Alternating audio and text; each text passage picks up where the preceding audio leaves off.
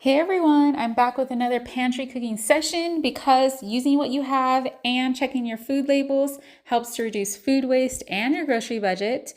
So today I'm using this can of pumpkin puree that I need to use up. I got it on clearance earlier this year, and I have this bag of pecans sitting in my fridge that I also need to use. So I decided to go with a pumpkin loaf cake today. Now this is going to be a lower calorie version because I'm going to make more indulgent ones closer to the holiday, but it starts off with a cup and a half of flour, 1 cup of 0-calorie sugar. I'm using a mix of white sugar and brown sugar for this one, along with some salt, baking powder, baking soda.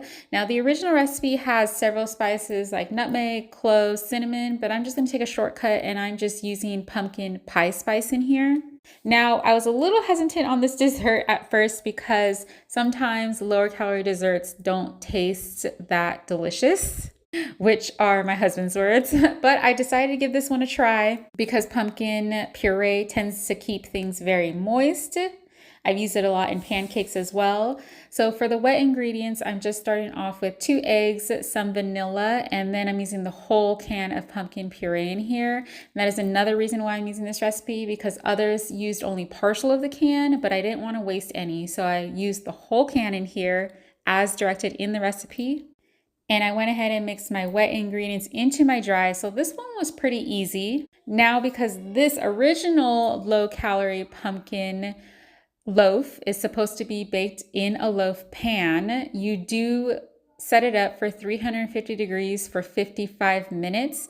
But I didn't feel like making a loaf today. I wanted to make it in my 8x8. So I just added some parchment paper, threw it in there, and I knew that it was going to take a lot shorter time. So I threw it in the oven and then watched it. And once it came out, it ended up taking about 37 minutes until a toothpick came out clear and it was clean. Then I just let it sit out on my counter to cool down, because we are also going to do a lower calorie version of like an icing glaze as well, which I will be freehanding. But once I did get it out of the oven, this is how it looked, and it actually smelled so good. You can smell the pumpkin spice in here. So for the icing, I just added some 0-calorie confection sugar because I had that on hand. I added a little bit of salt to help temper the sweetness, some cinnamon because I wanted to flavor this icing, with some vanilla and a little bit of milk, and poured that over the top of this with my chopped up pecans. This pumpkin loaf cake was so moist, so delicious. Would definitely make it again. Such a great way to use up my pantry ingredients. Follow for more.